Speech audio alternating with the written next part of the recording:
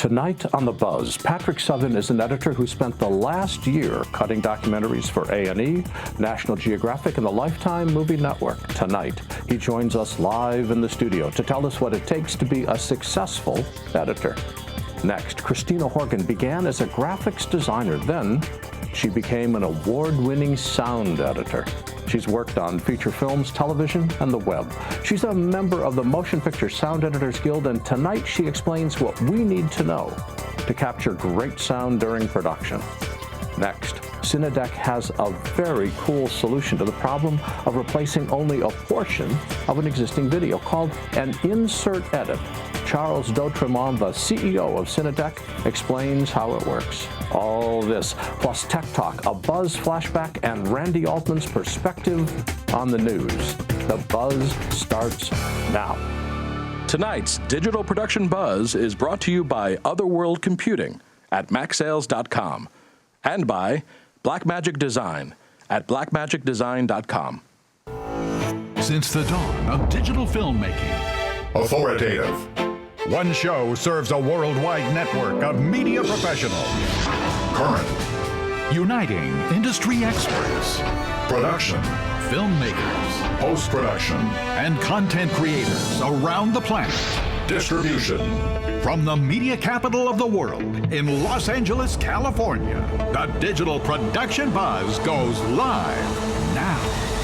And welcome to the Digital Production Buzz, the world's longest-running podcast for creative content creators covering media production, post-production, and marketing around the world. Good to have you with us. Mike, do you know what the big news was this week? The really, really big news? The news that everybody and their cousin knows about? Michael Horton's back after 2 weeks. Well, that's true. It's good to have you back, by the way. We've Thank missed you in that chair. Usually you say that. Well, no. This news is so big it even preempts I didn't that. want anybody to miss it. Hi, everybody. I'm back. Thank you. It's great to be back. Having a little sip Were of you coffee. gone? I didn't realize it was...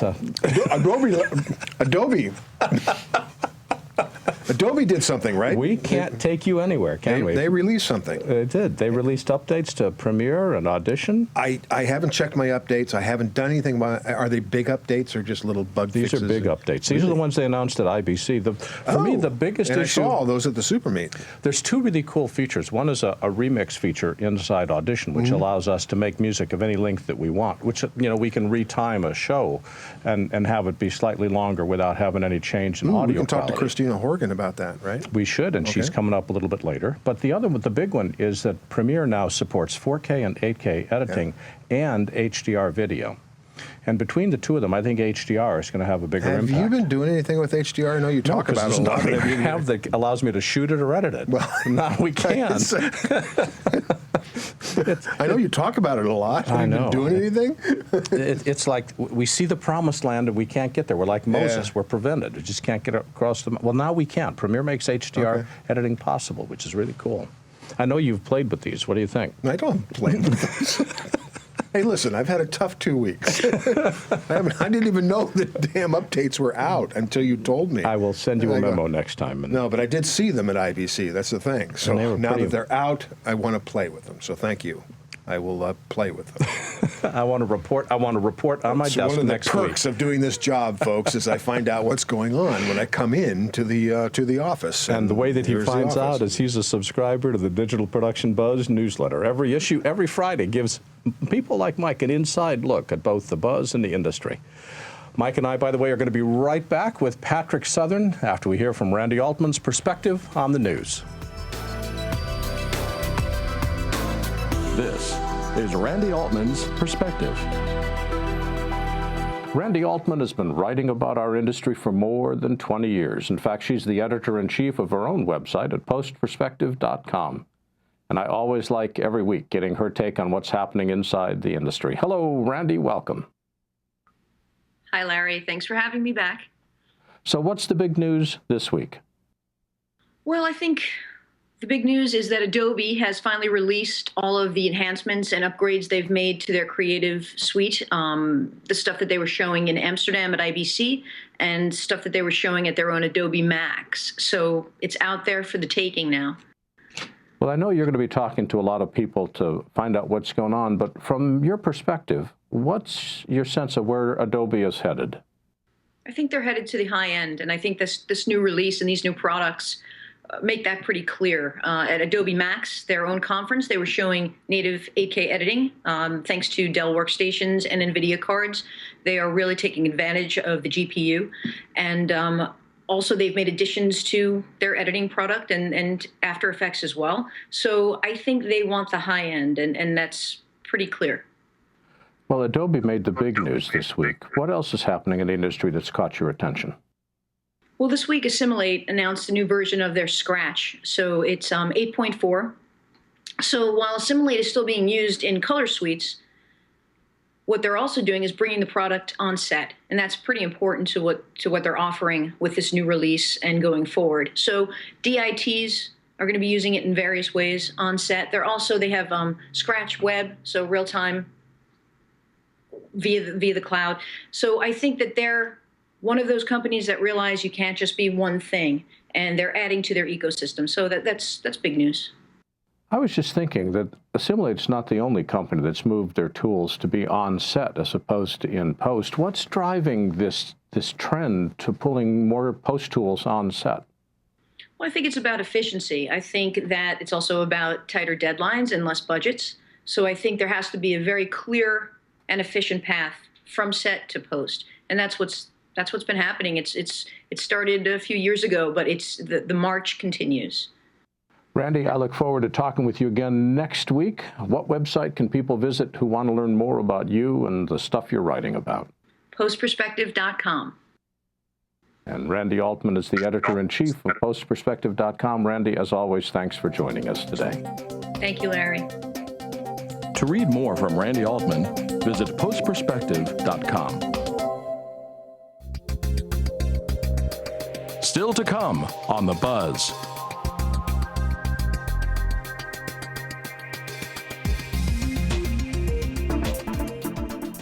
When you're working with media, one thing is essential. Your computer needs peak performance.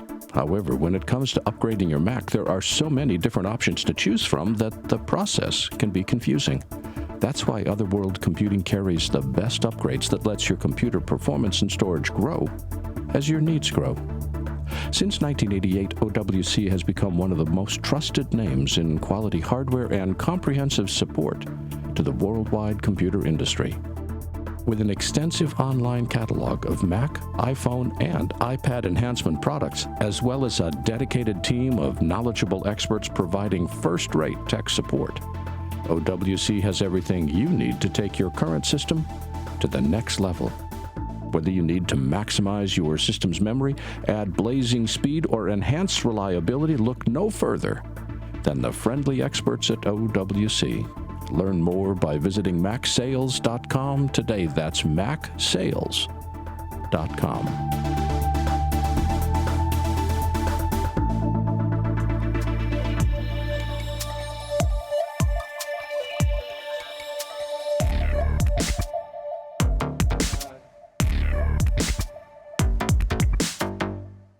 Patrick Southern is a freelance assistant editor who has recently worked on documentaries for A&E, National Geographic, and the Lifetime Movie Network. Hello, Patrick. Welcome. Hey, Larry. Thanks for having me. I have done my homework. Okay. You were born and raised in Tulsa, Oklahoma. That's true, yes. What got you, this is not a media-centric environment. What got you interested in editing from there? Interestingly enough, my father was a photographer, and originally I wanted to be a cinematographer. I wanted to put images in motion.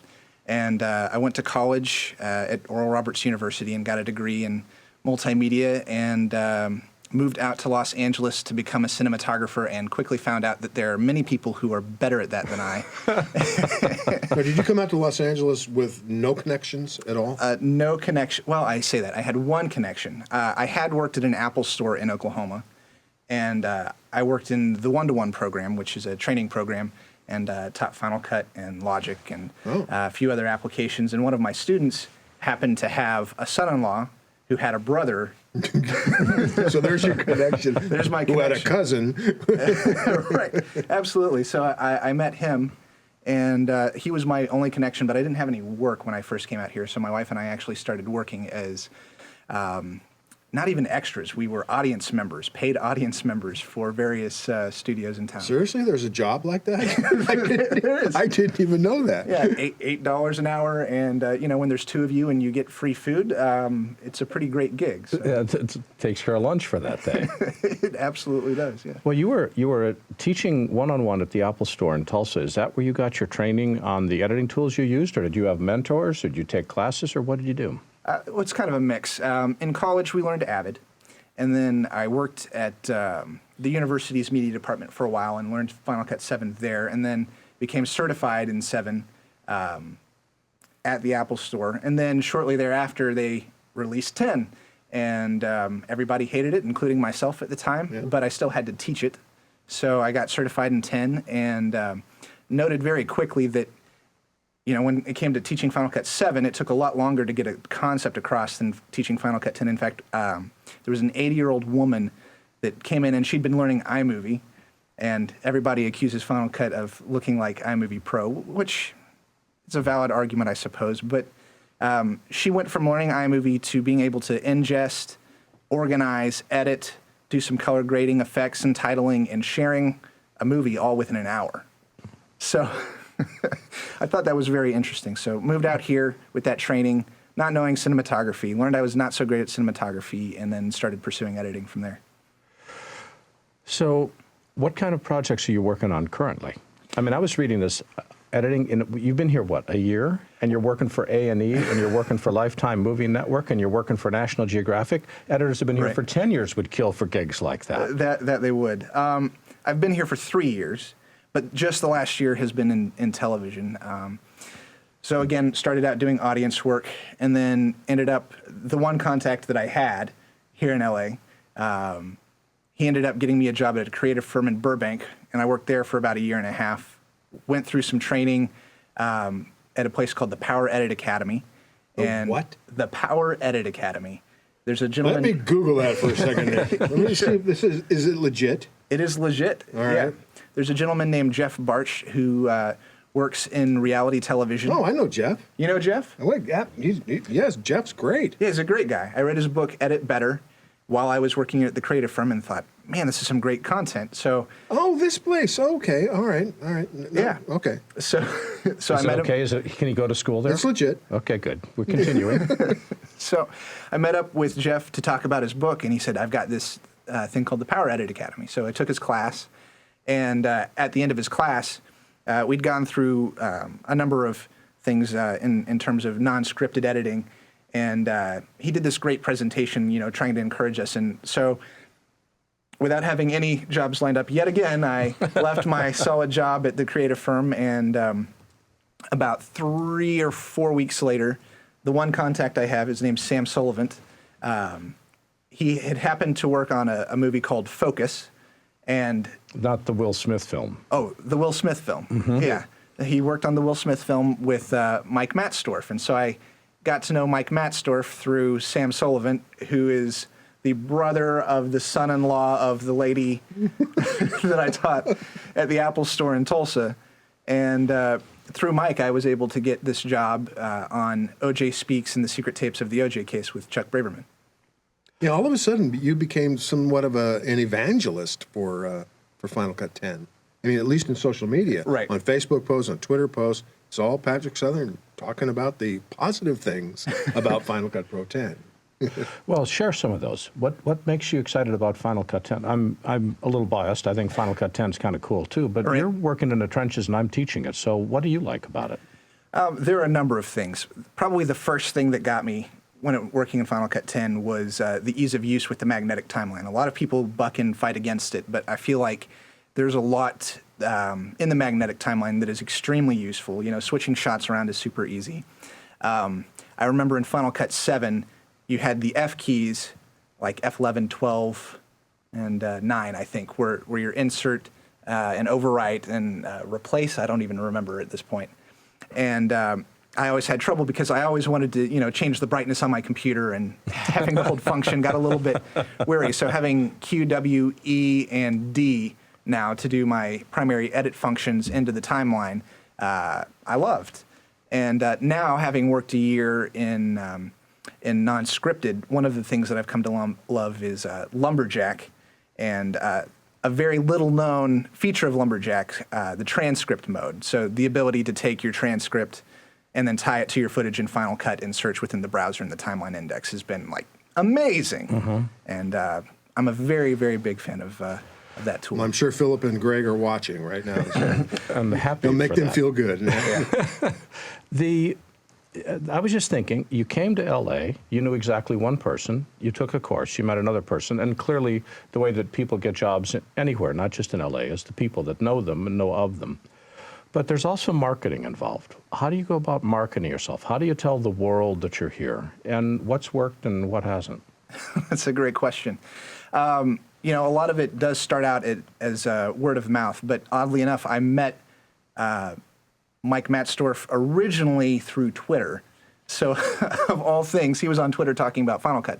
And he said, yes, I just worked on this movie for Warner Brothers. And I said, oh, I had a friend who worked on a movie at Warner Brothers in Final Cut as well. And I told him that it was my friend Sam, and he said, oh, Sam Messman? And I said, no, not Sam Messman. So oddly enough, I've found that Twitter and Facebook have been the two tools that I've gotten the most work through in the last year, which is very different. So as odd as it may seem, hashtagging things FCP 10 and then searching through that thread and looking for other people who are interested can help you tie into a network of people who assist or edit in Final Cut. And you know, it's been situations where somebody that I've met through Twitter or Facebook hasn't been able to do a job and has said, hey, would you like to potentially do this job? And I usually say, yes, absolutely. Well, you principally do assistant editor work as opposed to editing. And there's a big difference between what editors do and what assistant editors do. How would you describe the role of the assistant editor? And when you're assigned to a gig for the first time, what do you do? What's your workflow? That's a great question. In terms of the difference between an editor and an assistant, I feel it's a very catch-22 situation becoming an assistant, because you're both expected to be the person who knows the most about the application, and also it's, you know, you're one way into post-production, so you have to know all of the ins and outs of the software, or at least seemingly so. And then when it comes to editing, you have to know story inside and out. So assistant editing is very, very technical in terms of, you know, you need to know how to make a multicam clip. You need to know how to troubleshoot the software if something breaks. You need to know how to be able to organize the footage and get it to a place where the editor doesn't have to think about all the technical stuff, so that when it comes to working with the footage, they're simply thinking of story. So do assistant editors every once in a while go into the editor's room when he's having problems and actually fix his computer and fix his application and fix the problem that he's having? Oh, yes. Do they really? I have multiple times, maybe not all assistant editors, but yes, I've definitely had, I don't know of an editor that I've worked with for more than a week that hasn't asked me to come in and, you know, hey, my computer's acting slow. You can hear the editor in the other room. You know exactly what you have to do. Got to go in there and fix his computer. Yeah. Oh, there's a lot of that. And being that all of the stuff I've worked on so far has been Final Cut 10, a lot of editors I'm working with, it's their first time working with Final Cut 10. So they'll often start out with me in the room with them and, hey, Patrick, how do you do this again? So, but is it principally a technical hat that you wear? Do you ever make a creative decision? there are times when I will help with the creative process. For example, on OJ Speaks.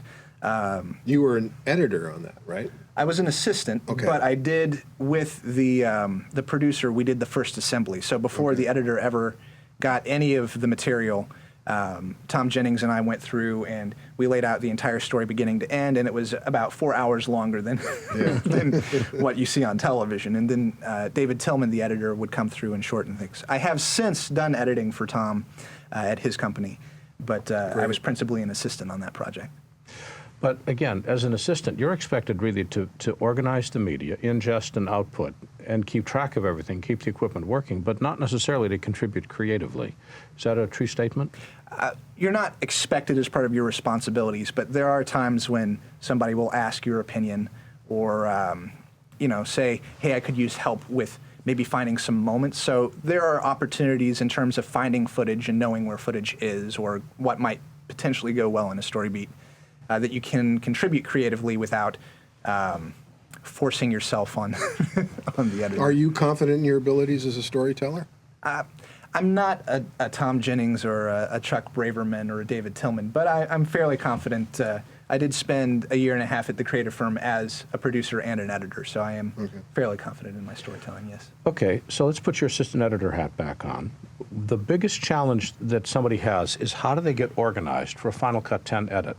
I've just dumped a basket full of camera cards on you, and you've got an empty RAID, you've got a brand new computer, software's installed. How do you set it up? So basically, first thing I always do is I use ShotPut Pro to move everything onto the new drive so that I make sure that I've got my checksums. I want to make sure that the transfer took place safely. And then usually there's some sort of organization that's, communicated between me and the editor. Here are the story beats that we expect this story is going to have. And so we'll break it down into events. A lot of Final Cut editors like working in one event. Everybody that I've worked with, we've done multiple events, for the different kinds of footage, whether it be archival footage, archival audio, so forth and so on. And then within that, we will use keyword collections.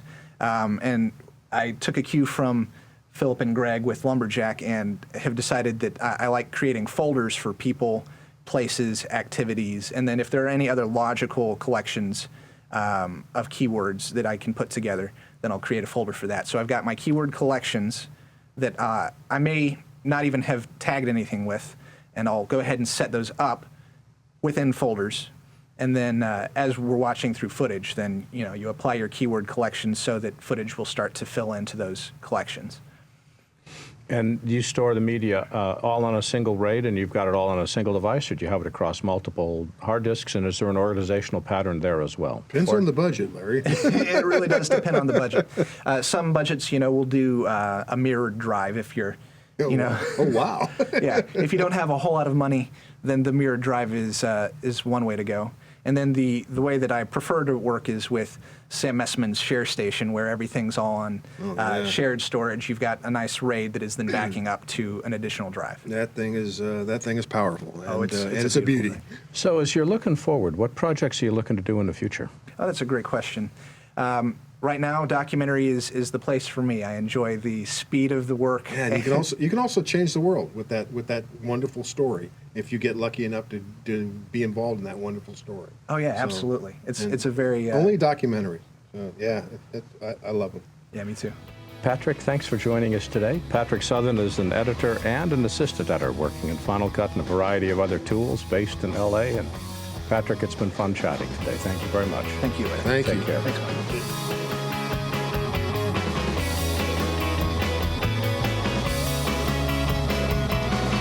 Still to come on The Buzz.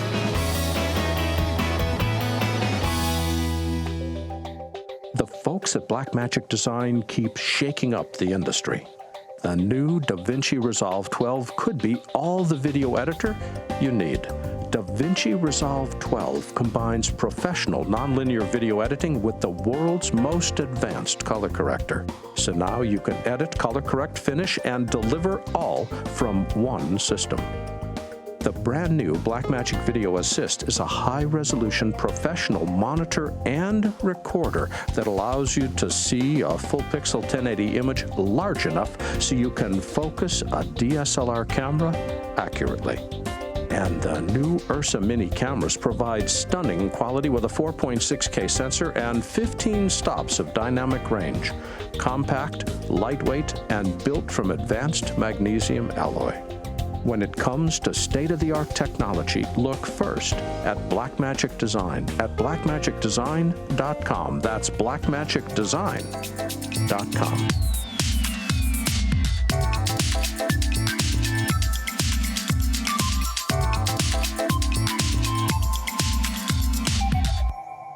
Christina Horgan began her career in graphic design. Then She transitioned into sound design and sound editing. Since then, she's won Best Sound Design at the 2015 Fantastic Horror Film Festival, as well as becoming a member of the Motion Picture Sound Editors Guild. Hello, Christina, welcome. Hi, Larry. Thank you for having me. You know, I've been looking forward to this conversation all week. I'm really glad that you're here because I'm puzzled. You started off as a graphics designer. Yes. And then you transitioned into sound design, and I can't think of a single piece of connection between graphics design and sound design. Why did you make a piece of it? Why did you make? Do you know who developed the Laugh Plug website? No way. She did. She designed it. There's your graphic design. So she then she was interested in editing. She at that time, so she got involved in the user group on day one. She did the Lassie Plug design, which is the same. She may not really want you to 15 years mention later, that. I know. Not because I wanted it to stay No, the it's same. all my fault. It's all my fault. It's the same, but she did it. She did it because she was interested in editing and film and everything else. She took that graphic design background, which she's brilliant at, and now she's in sound. So. But graphic design is visually based, and audio is orally based, and generally the two of them don't go hand in hand. What attracted you to it? Well, I have to disagree. In my head, in my world, I can play a movie in my mind, whether it's visual, it's got to have sound with it as well. So I create from the same place. And it depends on what you're going for. If you're going to create anything visually, you still have to come up with your concept and your ideas and so forth. And it's really the same with the sound. However, you have already a visual palette to work from. So you see pictures in your head when you're designing sound? Yes, don't let that get out too much. So no. She really is a sane woman. I know her well. But yeah, and colors. To me, sound has colors. It's got, it's all of that. And I just transitioned from one plane to the other, and I can go back again. Well, you've done both sound editing and sound design. Which do you prefer? Sound design. How come? It's creative, and I am a creative person, and I'm an artist as well, and so it appeals to me. However, there's a real satisfaction in cutting and editing. I do enjoy it. It's very relaxing, good therapy. Yeah. And it just depends. You always, we talk to editors, especially some of the legendary editors. They've all come from sound. They all started in sound and moved to picture. Why is that?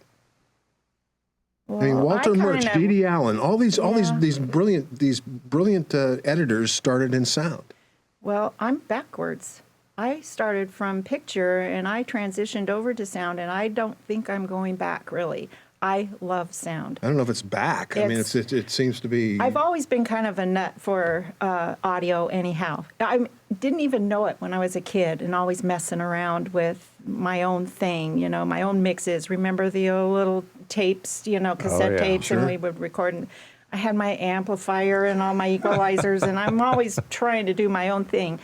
And absolutely loved it. Had no idea that there was a deeper thing going on there, really, because I am artistic as well. So it was just easier to apply visual. But it took an economical crash for me to finally realize, or get to realize, I don't come from a family that has anyone in the industry. So right off the bat, it's difficult to get into. Second of all, of the female, I graduated from high school a long time ago, and it was even tougher to get into unless you had family already, in the industry. So where did you study? Where did you learn your craft? I learned at Video Symphony, and absolutely fantastic program. I took the Pro Tools program, and all of the instructors there were top veterans: Vicki Sampson, Solange Schwalbe, Larry Jordan. Larry Jordan.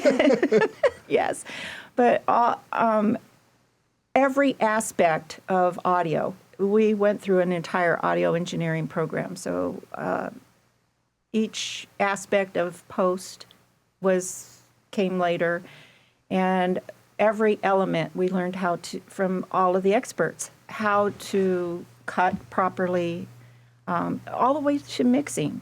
And it gave you a taste of everything. You could find your way.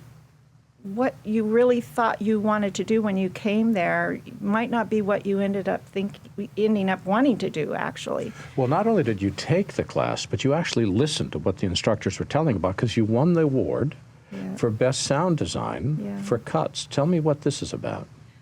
That was so cool. Well, Because you had just been at my meeting showing off cut and showing off her work, and then the next day she's holding up a trophy from San Diego. That's true. I know, it really we was. It were was the at next day or next 2 days. A couple of days later, and honestly, I was really surprised. I was already just really excited to be nominated. That alone was beyond any expectation, and the entries were really. All of them were great, and Well, that's a hell of a film fest. it was fantastic. It really exactly. was. But the cut sound design is a very fun story. I was able to collaborate with the director, David Roundtree, on his ideal, what his vision was, and he allowed me to really pick his brain. And that's something that is not normal. You don't usually get to do, have any kind of collaboration on that level, with most film directors, or even beyond your supervising sound editor. And Solange Schwalbe and Vicki Sampson were co-supervisors on the movie. And anyway, he had a specific feel for what he wanted. He wanted a lot of metal in his sound design. And I guess you could go to a library, and that's not real sound design. Sound design is creating.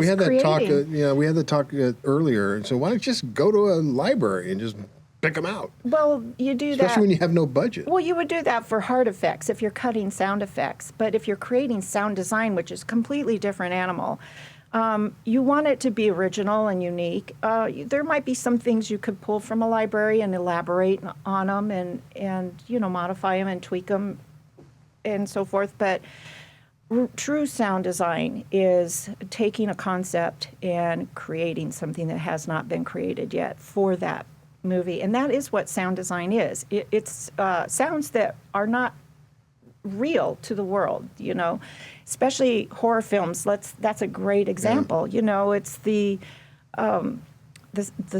sounds that drive the emotion and make the hairs stand up on your arms and the back of your neck, and the suspense and keep your attention. So many of those horror movies are just the scripts are like. It's all in the audio. So you have to be able to drive the story home with the sound design. Do you record your own audio? I do. If I have the use of a studio, that's wonderful, but normally you don't.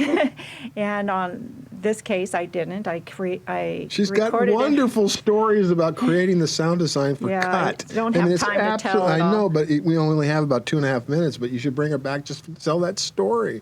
It's just great, great stories. When you have no money. Tell me a story. What was it like? Quickly. It was done in my kitchen.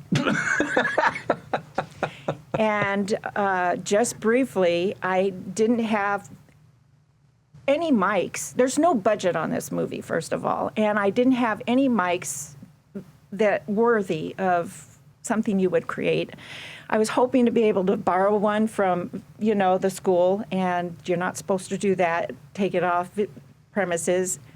My kitchen was a disaster zone for 3 weeks, off limits, and everything was created and recorded in my kitchen directly into Pro Tools on my laptop, plugged in on the counter, and I ransacked a dumpster, and I'm not a dumpster diver, but I found a karaoke machine that had a little $10 mic that came with it that was still plugged into it.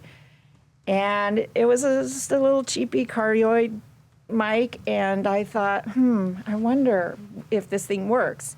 And found out it worked, and I used that. I hung a guy wire across my kitchen and looped this thing over and just slid it back and forth over whatever it was I needed to record and make so I could have use of all my hands.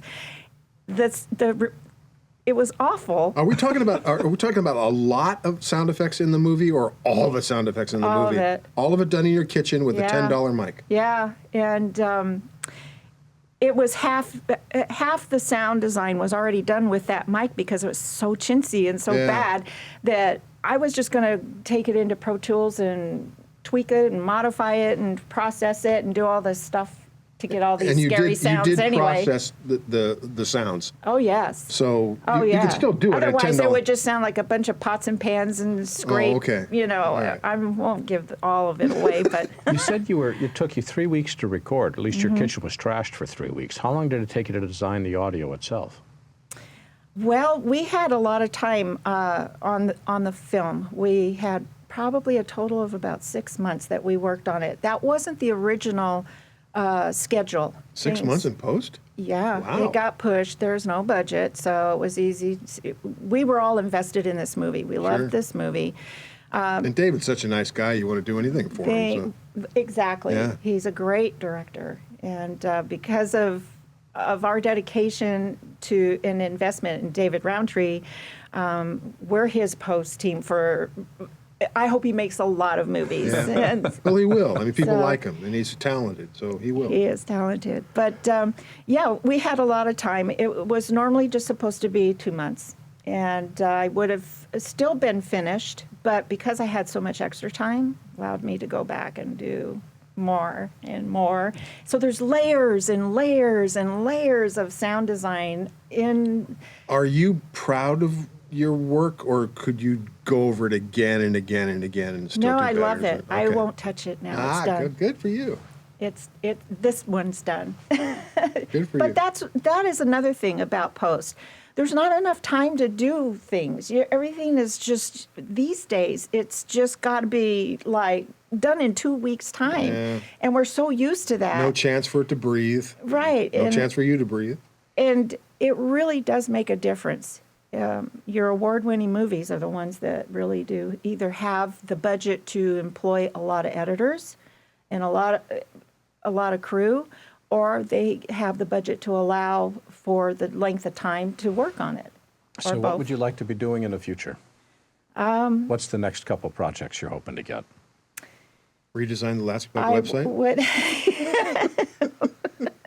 Only Now kidding. he brings that up. I'm not doing that anymore.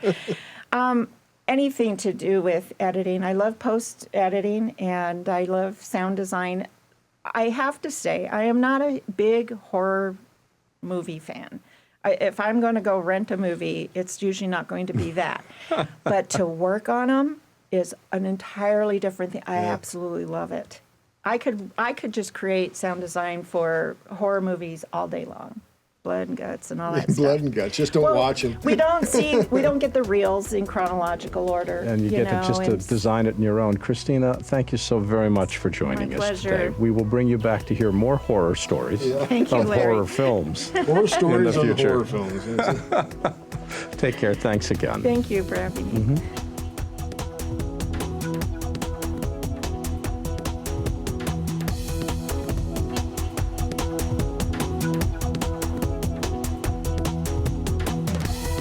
Still to come on The Buzz.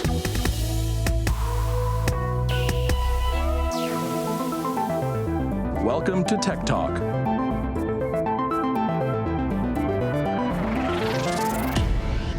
When I'm editing 4K in a 4K timeline, image stabilization works differently than if I'm editing 4K inside, say, an HD timeline. So there is a R3D native file inside the source monitor. I need to configure this to match the sequence settings. We'll drag it in, we'll say change the sequence settings, and there is our R3D file playing natively inside Premiere. Except, notice the road. The road is rocking. Generally, the road doesn't rock when you are shooting unless the camera is handheld, so we need to stabilize it. We'll go to the Effects menu, do a search for the Warp Stabilizer, grab that and drag it onto the clip, and like all image stabilization, the first thing that it's got to do is it's got to analyze the clip, because what it's doing is it's mapping where essential pixels are moving so it knows what it has to stabilize and what it doesn't. Here we go. Analysis is not particularly fast when you're dealing with an image as large as 4K, but the analysis is done, and now if we rewind back to the beginning, notice how steady the road is, because the default settings in Warp Stabilizer have just taken out all that handheld jitter. This is a really, really important point. The larger or the higher the resolution of your video, the more critical it is that it be stable. When we're looking at tiny little images in standard def, you can have the camera move as much as you want. Nobody's going to get sick watching it. But when you take higher resolution video and you make it displayed on a larger screen or theatrical size screen, sensitive members of the audience are absolutely going to develop motion sickness. This is why as your resolution increases, the speed of your movements must decrease. Slower pans, slower tilts, and image stabilization becomes really important. Because the eye gets fooled into thinking the whole environment around you is moving, and suddenly your audience is throwing up in the aisles when you really want them to be fascinated by the quality of your cinematography. There's a conflict here. So one, move slower when you shoot 4K.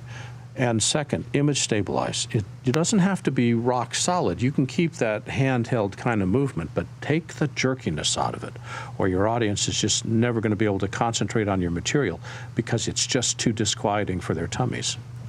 But a couple of interesting things. In order for Warp Stabilizer to work, the clip must be in a sequence, and both the sequence frame size and the clip frame size must match, which means it's fine for stabilizing a 4K image in a 4K project. But what do you do when you want to stabilize an image in an HD project? Here, Warp Stabilizer breaks, unless you know the secret. Let me show you. If I apply the Warp Stabilizer, I'm going to get an error message. And it says, it requires the clip dimensions to be the same as the sequence. Well, this won't work. So instead what we do, let's go back up to the effect controls and take off the effect. What we do instead is we right mouse click on this and we nest the sequence.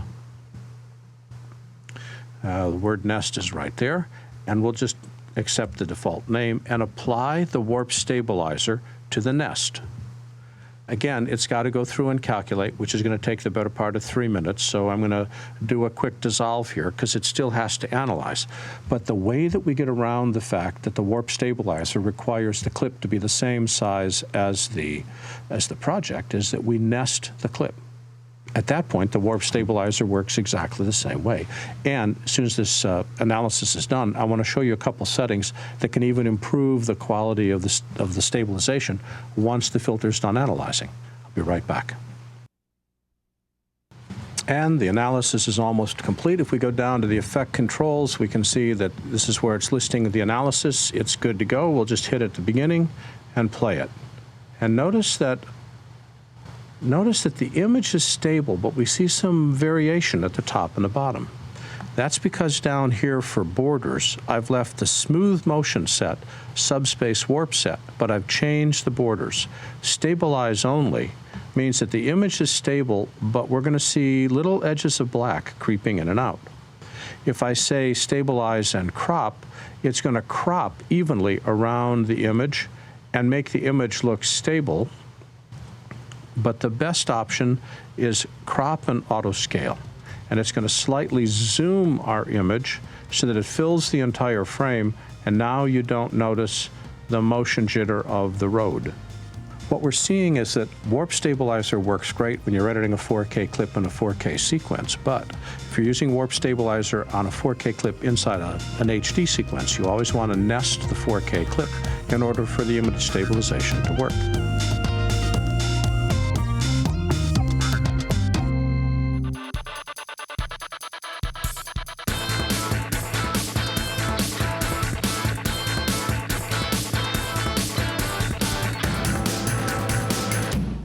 Charles D'Autremont is the CEO and CTO of Cinedec. As the Chief Technology Officer, he leads a team of developers creating innovative solutions for the broadcast industry.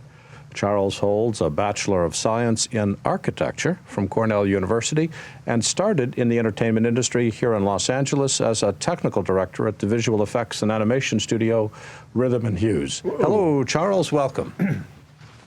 How are you doing? We're talking to you, and I'm looking forward to this interview, so we're doing great. How about yourself? Good, good. Good to be back. It's been a long time. It is indeed. How would you describe Cinedec? Oh, a lot of work. We make, tools that help people get their work done. That's how I'd describe it. Well, yeah, but that could be said of just about any software developer, and you guys don't do software as much as hardware. Well, yeah, I'll tell you, I saw it just a couple of weeks ago at the LassiePug meeting in the lobby, and I would describe it as magic. So using that word, you can go in and say, well, why does it make it magic, Horton? Well, don't talk to me, talk to Charles. Okay, so why is it magical? Well, lately it's magical because we've cracked the insert editing egg into flattened files, which has been kind of a problem for everybody since the advent of file-based workflows. Once you've got a flat file, if you have to make a change, in the past you had to re-render the entire file after making the change in the NLE. That's no longer true.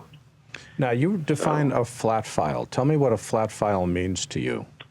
The file that you would deliver to the network, for instance. So you have your timeline in your editor, like Avid or Final Cut, and when that's all cut and you've added all your effects and color and all the rest of it, the end of the game is you render it out as one layer with the audio in however it needs to be, and that's what you hand off to your delivery. Now, if you need to make a change to that, say there's an audio dropout or misspelling in a lower third, that sort of thing, in the traditional workflow, you go back to your editor and you give that person whatever the fix is, they put it in the timeline, and they re-render the final product again.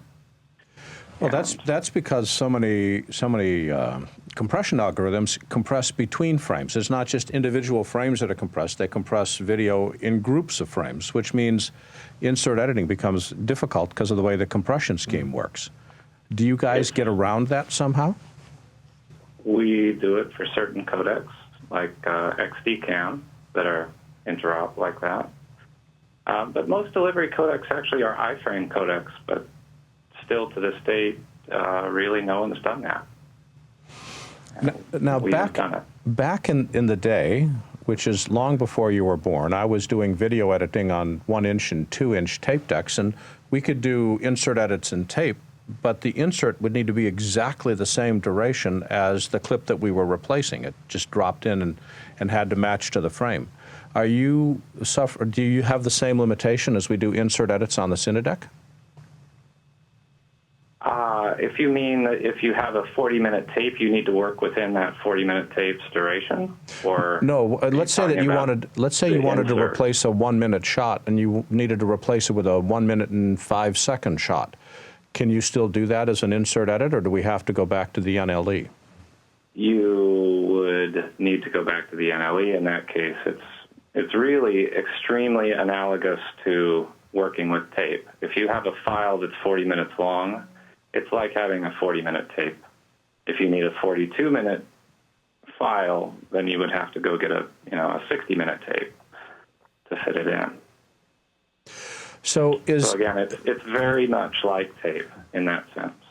So is insert edit a product, an application, a feature within one of your hardware boxes, or a plugin for an NLE? Currently, it's a feature in the software that runs on our hardware. Which means that in order to do it... That doesn't mean that it won't become those other two things at some point in the not-too-distant future. So help me understand, how does the process work? I've got a 1-hour show. I've got to replace a bad title. I misspelled a person's name. So how do I do it? You load the complete file that you exported earlier into our insert edit player. And with your NLE, you treat it exactly like a tape machine. Set an in point and out point. And in Avid, for instance, you use the digital cut tool, press the digital cut go, and it does the insert. So it's very simple and very much like using a tape machine. So we would transfer the file to one of the three different versions of the Cinedeck that are out there, do the edit on the Cinedeck, and then transfer it back off to the final distribution. Am I hearing that correctly? The file can live anywhere as long as you have a big enough pipe. So, for instance, most of our customers have SANs that their files live on, like an ISIS or similar. And the file, as long as the pipe is big enough, the file can be loaded directly from the SAN, inserted to, and it still lives on the SAN. So there's not really a copy overhead or that sort of thing. Okay, then I'm confused again, because I thought you said earlier that it required Cinedeck gear to be able to do the insert edit, and now we're doing it from the SAN. Where does the Cinedeck get involved? The Cinedeck gets involved because there's baseband video involved. The NLE is playing out video to the Cinedeck, which is then writing it into the file. It's exactly like a tape machine if you think of it that way. The tape just can live somewhere else, like on a SAN. Is the insert edit frame accurate? It is, of course, perfectly frame accurate, or it wouldn't be much use. And it's also better than a tape machine in some respects because, on a tape machine, it's very hard to do an extremely short insert. At least the engineers I've spoken to, people don't do less than a second usually, whereas we could do a single frame of a single channel of audio. And what codecs does this support? Currently in use around town, most people work in ProRes. Some people work a bit in DNX. I'd say 95% of the work is done in ProRes. Really, 95%? Jeez. Absolutely. Deliveries, network deliveries that are not cinema deliveries are, in other words, network television, are, I would say, maybe higher than 95% ProRes. Wow. Yeah, and there are people who prefer DNX, but they're a small minority, mostly because of what the networks require, not the actual, preferences of the people doing the work. Now, we also support JPEG 2000 for insert edit, and for cinematic deliveries, of course, that's more common. With we've talked about the codecs that you support, and this doesn't even require an NLE, so this could be something that could be done by long after the editor's involved with the project. You realize that, there's a mistake here, or we've got to blur something out, or whatever. So this doesn't actually require tying in with the edit suite. It just requires access to the master output of the show, correct? Right. If you had, for instance, a scenario that comes up relatively frequently, one of our customers is their customer will arrive with a fix for a show that was done, put out to tape, and they need to make the insert from the tape to the file. So we also support that. Can drive the tape machine as the source for the fix. Given what this does, aside from the fact that it requires Cinedeck gear to run, are there other limitations with this that we should be aware of?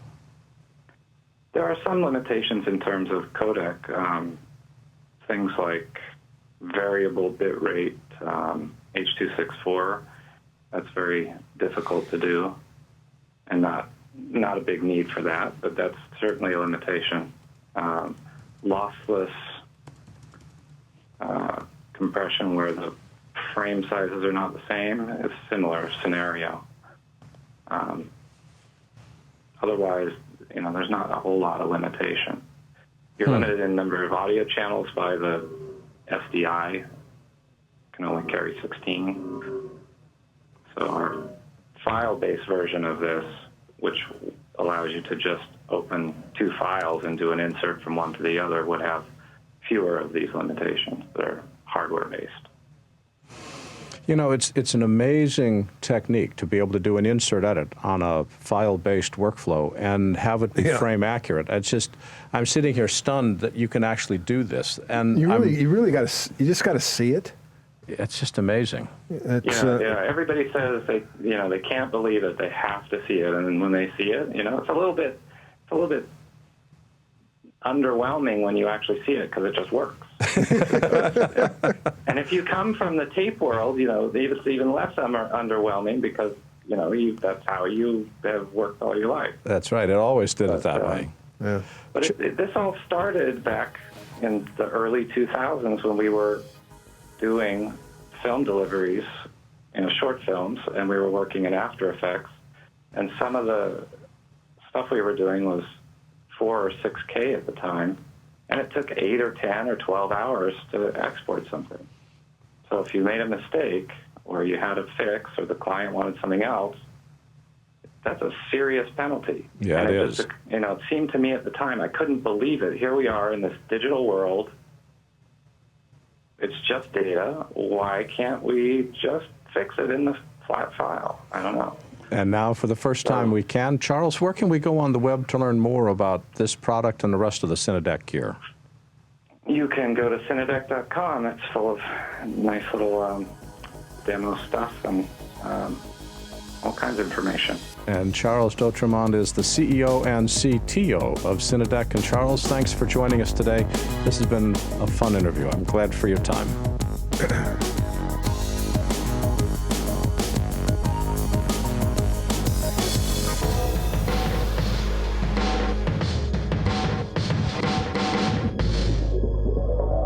It's time for a BuZZ flashback, 5 years ago today.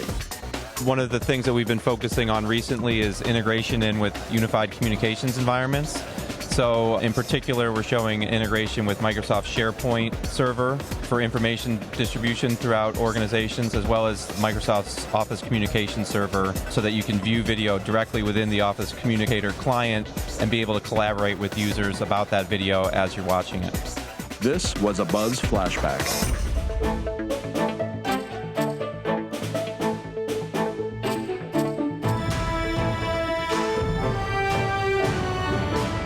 Michael, I was just thinking, you've had a past history with Christina. She's been working with you now for a long time. I did. I kind of, we need to have her back because she's got a great story. She's got a great story of survival in this industry. And not giving up. And not giving up, and ambition, and all the things that we need to survive. And it goes beyond what most of us have gone through. Whether she wants to talk about it or not, I don't know. But yeah, she's a hell of a woman. Very talented. And how did you get her to do your website? That's a story in itself. No, interesting, because when you start the user group, all of a sudden everybody's excited about your user group, and it's the digital revolution and all that kind of stuff. Everybody wants to help, and she was one of those people that wanted to help, and she happened to be a graphics designer, and I, as you know, cannot draw a stick figure. I do know that. And I find web design incredibly boring. So she did the design of the website, but it had to be simple enough for me to upgrade it, update it all the time. And it's stayed the same for 15 years. Well, my feeling is, once you find something that works, don't change it. I know. It is. It looks so old, but it's easy to navigate. So, thank you, Chris. It works. I want to thank our guests for tonight, starting with film editor Patrick Southern, sound designer Christina Horgan, and Charles D'Autremont, the CEO and CTO of Cinedect. There's a lot of history in our industry, as Mike has just made clear, and you'll find it at digitalproductionbuzz.com. Thousands of interviews, all online and all available today. And please sign up for our free weekly show newsletter. Talk with us on Twitter at DPBuzz and Facebook at digitalproductionbuzz.com. Our theme music is composed by Nathan Doogie Turner with additional music provided by smartsound.com. Text transcripts are provided by Take One Transcription. Visit takeone.tv to learn how they can help you. Our producer, Serena Catania. Production is Megan Paulos, Ed Golia, Keegan Guy, Lindsay Lubert, James Miller, and Brianna Murphy. On behalf of the handsome Mike Horton, my name's Larry Jordan, and thanks for listening to The Buzz. Goodbye, everybody.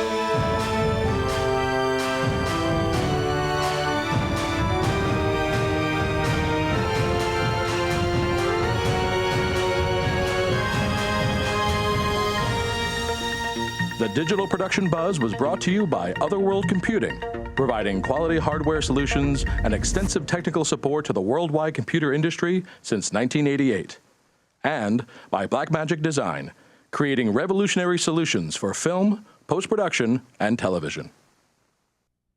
If you'd like to see more videos like this one, please subscribe to our YouTube channel. To stay connected and receive updates from The Buzz, sign up for our free weekly newsletter now. Or you can learn more about us on our website. And thanks for watching The Digital Production Buzz.